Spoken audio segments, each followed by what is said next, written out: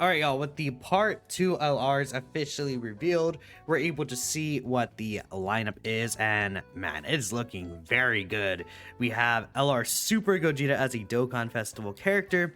Then for the top legendary summon, we have a standalone Super Saiyan 2 Gohan, and again, no transformation, like weird conditions or anything like that. This man is just gonna be Super Saiyan 2 Gohan, which is really awesome. Look at this card art, bro. It looks so sick. Then we get a LR tag Frieza Angel and Goku, which honestly they did definitely deserve a new card. I think that this character could also be really interestingly designed, so I'm actually excited to see what they're going to look like in game in terms of their kit and everything like that, being a tag character. And you know, I'm very happy because if they were not a tag character, then it would be another story, I think. But them being an actual tag and them making sure that they are one is actually quite exciting to me, so I'm really interested to see what's going to happen. Now, of course, today we're going to be talking about their banners, right, and what's going to be featured on the top legendary summon carnival. If you're interested in the Dokkan Festival banner with Gogeta, that is already a video on the channel. Just wanted to point that out before we actually hop into the main thing right here. So, I mean, again, we're going to go ahead and use the top legendary summon carnival in part 1 as an example. A lot of times they are just basically flipping the banner around in terms of what's featured in part 1 to part 2, which, you know, makes a lot of sense to me because I think that is able to, I guess, kind of evenly spread the overall power. Sometimes it's not like that, right? It depends on situations, but I think that, yeah, the main allure for this banner, of course, is the fact that there are the 2 brand new featured LRs is what we're going to be talking about first here. So again, we have, like I said, the Super Saiyan 2 Gohan and the Goku Frieza card here. Now, of course, I can't really say how good these guys are going to be, especially if we see Evolution Vegeta didn't really pan out to be the best character. But Super Saiyan 4 Goku is, I think, like overall agreed by a majority of the community to be like second best character in the game range, right? Maybe a lot of people think he's best character in the game, which I don't agree with personally, but I mean, who cares, man? It doesn't really matter. These, honestly, tier lists and stuff like that are just a whole other thing where I like doing them because they're fun. But I also think that people take them way too seriously, right? So either way, I could say, let's assume you know, they're designing these guys really well, you know, positive, you know, thoughts that these guys are going to be like top 5 level in the game. And that's what I am going to expect from Dokkan, right?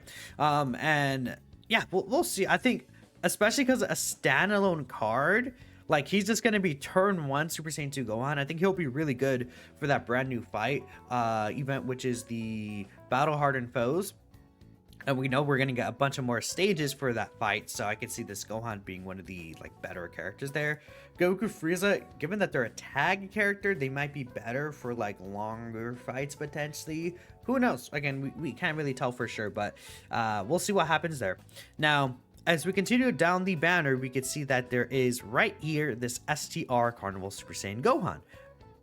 And if we take a look at the reverse basically card of that, that'll be the part 1 Worldwide Celebration Carnival, which is Tech LR Broly.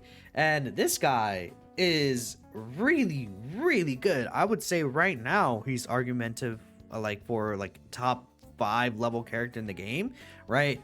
And you know, of course, when these new LRs come out, I think he will bump down a little lower, of course. I am assuming that they're gonna probably be better than him, but I mean, it's hard to age out a character like this. Turn 1, he has this key 2 60% stats to extreme class, 90% damage reduction. Then he's guarding on top of that. This guy will not be taking damage. I mean, turn 1, this guy won't be taking damage like 3 years. Like, he's gonna age so incredibly well.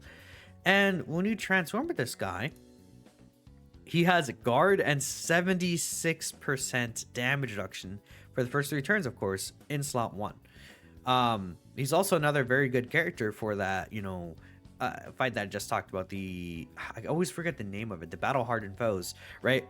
And he also does like have this nullification here. I mean, in situations where it could be useful, he does AoE, I guess, right? That's also a really cool ability, right? It's always situational. In that new fight, it won't really matter, but still.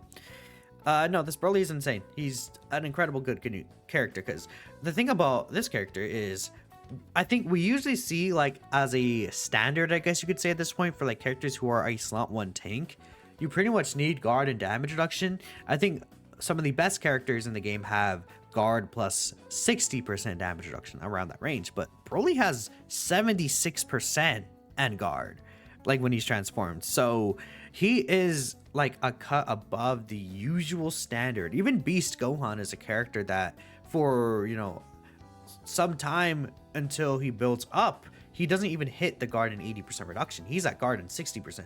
Tech Broly has the higher reduction rate, right?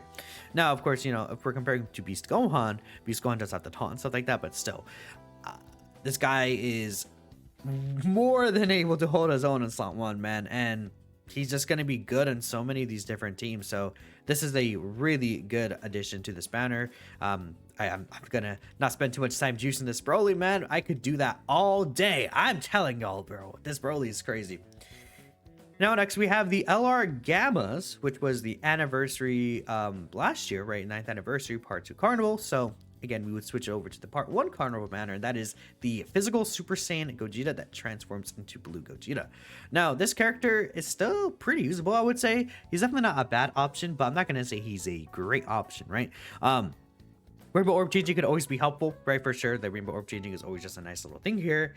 He just doesn't really have the stats early on. So, like, in that fight I told you all about the, you know, Battle Hardened Foes event, where it's short content. The reason why I'm bringing that up a lot is because that's the hardest fight we have in the game currently. We also do know that we're going to get longer fights that are going to be harder as well, right? Based off of the recent data downloads. So I think that's where this guy could shine, because if you're able to get him transformed, he is a dodge character. He's kind of dodge or die though. Well, I don't even say kind of. He is a dodge or die character. This Ki Blast notification could be useful. There's a lot of bosses that are Ki Blast super attacking, so he has a 70% chance to nullify it, which is also going to be very useful. He has tons of healing, right? 54% healing is really good. Like, this guy's kit overall is so good, and if you're able to get his target skill, which, you know, could be used basically on about turn 7, I would say is a fair thing. Like turn 6, turn 7 is when you could kind of see it. That's where this character will be looking very powerful, because he guaranteed dodges everything, does an actual attack on the enemy, and everything in that turn is directed towards him except AoEs. So yeah, no, that's just going to be a very useful ability in longer fights always, and you could definitely utilize this guy in some of these fights. But yeah, I would say, you know, if Broly was like a 10 out of 10, this guy would probably be like a 7, 8 out of 10. Again, still a good option for difficult fights, but you just need to be really careful about him pre-transformation. Next, we can look at the Sword of Hope Trunks, and again, if we look at the reverse of that, that is going to be LR Future Gohan, which, if you don't have this guy, he's also actually quite good. So the thing about Future Gohan is he has 40% reduction for 5 turns, 20% reduction here, but then he gets another 20% when attacking with 18 or more ki. So that's not going to be useful in slot 1, but when you have this guy as a floater character for the first 5 turns, he has 80% damage reduction, and that is again after he attacks. So he'll, like, unlike, you know, him being forced in as a slot 1 character, he can get this defense raise here, this defense raise here, because he has all these built-in additionals. He can actually build up this part of his passive later on, which will allow him to get a lot of multiplicative stats. All in all, Future Gohan is actually still a very usable option right now. I think I don't know if he's on any of the new teams. I don't believe he is on like the new Vegito team, for instance, because Vegito would not actually lead his category, unfortunately. I mean, again, if we take a look here, he's not on any of these categories right here. Maybe the part 2 LR Gogeta, he could lead him potentially, right? Or maybe even like Super Saiyan 2 Gohan, his Carnival Leader skill could potentially fit him on there. Who knows? We'll see. I mean, he's on Demonic Power, I guess. So like the Glorio team, if you really want. Super Saiyans, you know, we have the Super Saiyan Trio team, which could still be rad for sure. There's a lot of good options here. So if you want to run them as a leader, you could definitely get away with it. But, you know, this guy is good at also aids very well. Again, he's not... Sorry, I lost my track of thought. I had to pause the recording quick. But Yeah, no, this guy's gonna be aging your ball. He also has a domain, which is very rare with superclass characters. As in, he's like, it's him and Tekuai Goku, and then the free-to-play in Trunks they're the only characters that actually have that ability with the actual, domain skill.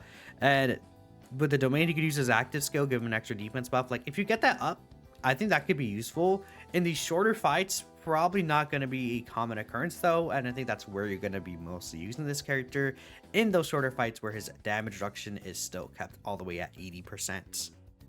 You know what is funny? Seeing this Gohan have the ability to get 80% reduction, and then Beast Gohan has the ability to get 80%.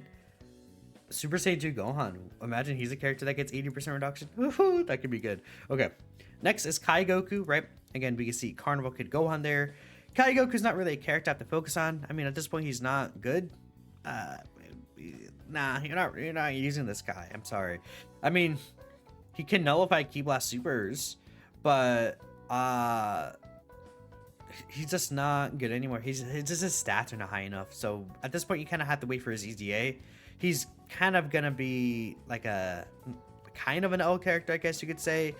I'm gonna assume that he will EZA not this year, but the year after. So in like 2026 range, beyond is when he could have a chance to get his EZA, which is quite some time from now. So I would say for now, kind of an L on the banner, right? But it is what it is. Carnival Goku, another character that I would say is kind of an L, right? Again, he's the opposite to Metal Cooler, who came out during the Cooler Worldwide Celebration. It'll be the same thing for this guy. I mean, he could EZA this year and actually end up being good, but that's something that is, at the end of the day, a prediction rather than something that we know it's going to happen. Unlike like the year 7 LRs, like we know they're going to EZA during the celebration and we know they're probably going to be really good. Can't say the same 100% for this guy. Will he be good on his EZA? I think it's pretty likely. When will he EZA? Who knows? It could be this year. It could be next year. Like, they could hold on for this guy. We've seen them hold EZA characters for such a long time. Very, very long periods of time. And it's just like, where are they at, You can't really tell what their planning is sometimes. So, yeah. I mean, this guy will EZA eventually. I guess he'll be useful. But for now, he's very bad. Honestly, he's worse than this guy, right? Yeah. Now, I think for the final few slots, this guy is obvious, right? So we have the Grade 8 Vegeta. So, of course, we will be getting the Kaioken Goku. Now, we know this character is 99% going to EZA during the celebration, same as Grade 8 Vegeta. Compared to Grade 8 Vegeta, though, I'm not sure how good this guy could be, because Grade 8 Vegeta has, like, guard. He can maybe be made into a slot 1 character. This character is probably just going to be a mega damage dealing character. And in comparison to Vegeta, Vegeta gets his intro against Goku characters. This guy gets his intro against Vegeta characters. And is there going to be like many Vegeta like bosses at all? I mean, we could see some Vegeta bosses. It's not like improbable. I mean, we know that there's going to be some upcoming, but compared to Goku bosses, I think it's going to be much less common. This guy has the orb changing, the crit, right? We'll see what he is on his EZA, but I don't know. Maybe he'll be doing like 80 mil attack stats and then into like a 50 mil additional, and then he's guaranteed critting, and then he's, got guard and 50% damage reduction. Who knows? They could make this guy insane, or they can make him just like a decent yellow Cornellar. We'll have to wait and see. Luckily, this guy's not a transformation character, so no matter what, he'll probably be, if anything, aimed for short content rather than longer content. Yeah, considering that, it's Kaioken Goku, maybe they'll give him some parts of his passive that run out after a certain amount of turns, right? That's possible. But for the last two spots, it's kind of tough to judge because these are kind of just random LRs tacked on. Now, what I assume that this is just like EZA LRs from the last year. So I guess with this in mind, Krillin and the Krillin and Gohan, maybe we'll see the Vegeta Goku EZA on this banner.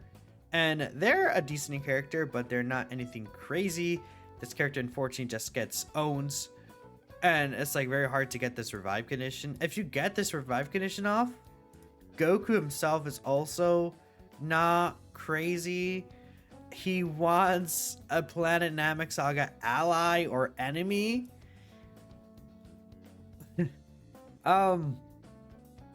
Yeah, no, this card is not great. You could probably get away with them, but I mean, I guess with the new Namek Goku, I don't know. That's the best I can give him, man. Yeah. Even the Krillin and Gohan are probably in a slightly better spot.